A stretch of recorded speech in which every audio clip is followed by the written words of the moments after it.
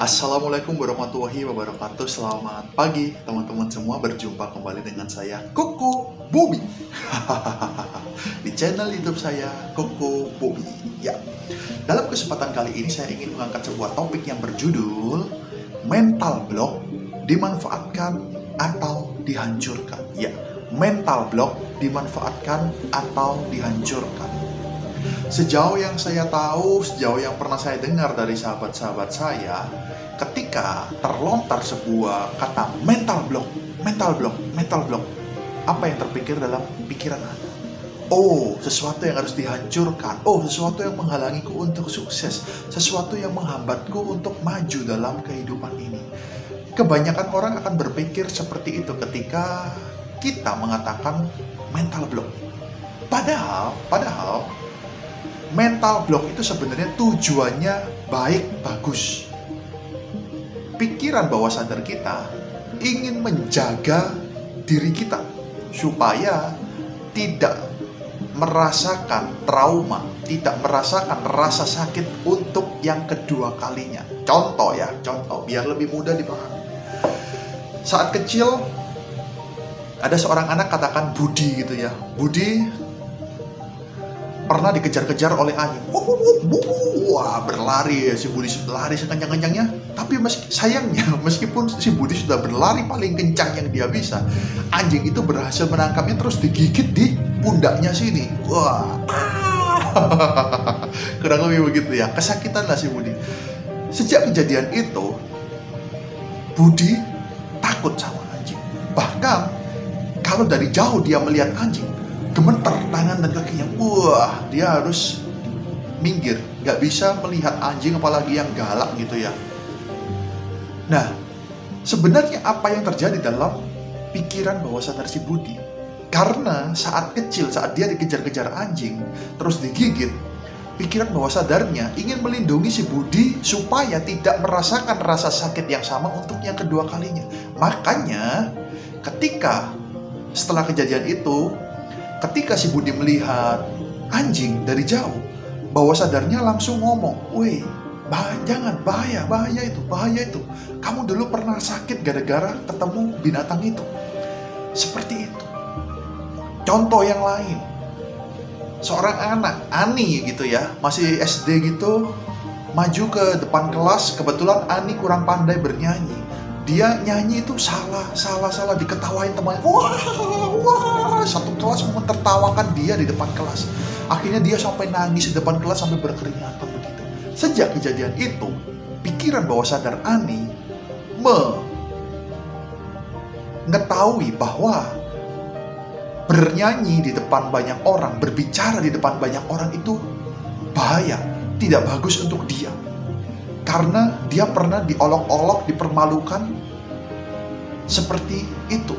Akhirnya pikiran bawah sadar dia membentengi si Ani ini ketika dia harus maju di depan banyak orang, ketika dia harus bernyanyi di depan banyak orang. Pasti gemetar tubuhnya. Pikiran bawah sadarnya mau ngomong sama si Ani, "Woi, jangan. Kamu dulu itu pernah dipermalukan, pernah diolok-olok karena hal seperti ini. Jangan. Itulah yang terjadi dengan mental block.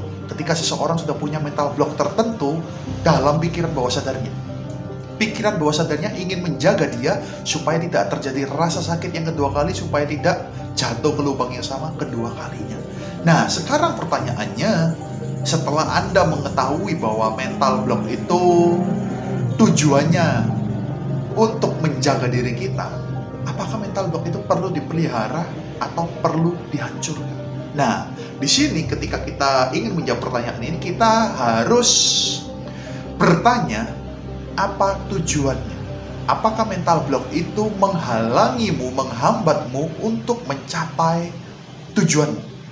Kalau jawabannya adalah ya, maka mental block itu perlu dihancurkan, dihilangkan. Kalau jawabannya tidak, maka mental block gak perlu dihilangkan, biarkan saja. Apakah ada? Ada orang yang secara sengaja memelihara mental block yang sudah terbentuk dalam pikiran bawah sadarnya. Contohnya, Seorang sahabat saya waktu belajar naik sepeda motor, dia diajari oleh ayahnya langsung ya. Jadi dia di depan, ayahnya di belakang bonceng sambil mengajari dia naik motor bagaimana yang bagus. Nah, lucunya ini karena ayahnya itu sangat taat peraturan lalu lintas di dalam kota, nggak boleh terlalu ngebut, harus pas-pasan saja. Kalau si anak ini waktu belajar, dia melampaui 60 km per jam, atau sudah menyentuh 60 km per jam, langsung dipukul kepalanya sama bawahnya di helmnya. Pak! Pelan-pelan. Akhirnya turun, naik lagi kecepatannya 60 km per jam, mau lebih, dikeplak lagi dari belakang, dipukul kepalanya. Terus berulang-ulang seperti itu sampai si anak ini mahir naik sepeda motor. Hasilnya apa? Terbentuk mental block dalam dirinya. Anak itu kalau naik motor, kalau pelan bisa aja, santai ya. Tapi kalau kecepatannya sampai 60 km per jam atau bahkan lebih, dia merasa nggak nyaman. Nggak enak. Ini adalah salah satu bentuk mental block yang sengaja diciptakan oleh ayahnya supaya si anak nggak ngebut. Nah, apakah mental block ini perlu dihilangkan? Kalau si anak itu berprofesi sebagai pembalap motor, pembalap mobil, otomatis harus dihilangkan. Karena kan lucu, pembalap tapi nggak berani jalan 60 km per jam atau lebih. Ya pasti kalah lah. Nah, kalau dia bukan seorang pembalap, dia seorang guru atau seorang pengusaha yang nggak ada hubungannya sama balapan, ya udah nggak masalah. Mental block itu nggak perlu dihilangkan, dipelihara aja. Kan bisa kita manfaatkan. Oh iya, berarti supaya aku nggak ngebut di jalanan, supaya aman. Seperti itu. Nah, sekarang kembali pertanyaannya kepada diri Anda. Apa tujuan Anda? Apa mental block yang mungkin menghambat atau menghalangi Anda untuk mencapai tujuan itu? Kalau ada, maka mental block itu perlu dihilangkan. Kalau mental block yang tidak menghambat tujuan Anda, ya udah, dipelihara aja. Atau kalau Anda lebih cerdik dari mental block itu, ya dimanfaatkan mental block itu. Bagaimana mental block itu bisa membuat hidup kita menjadi lebih baik, lebih maju, lebih oke dari kondisi saat ini. Seperti itu.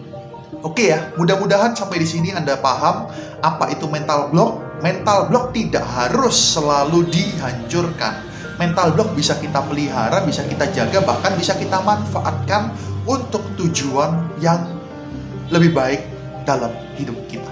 Oke, kalau Anda bingung dengan penjelasan saya tentang mental block, silakan ketik pertanyaan di bawah ini, di komentar.